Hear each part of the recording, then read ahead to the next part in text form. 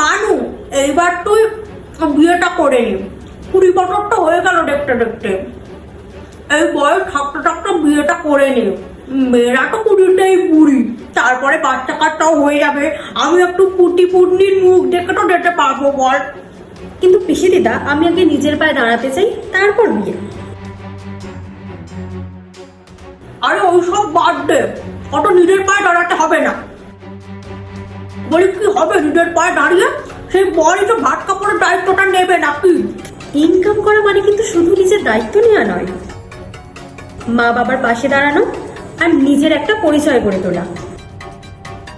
ধরো বরের চাকরি চলে গেল, তখন তার স্ত্রী কিছুটা হলেও তো তাকে হেল্প করতে পারবে। আর এখন যে অবস্থা, যে হারে ডিভোর্স হচ্ছে, ধরো মেয়েটার হাজবেন্ড মেয়েটাকে ডিভোর্স করে দিল, মেয়েটার তখন কি হবে? কথা শোনাতে তো আমাদের সমাজ একেবারে এক্সপার্ট।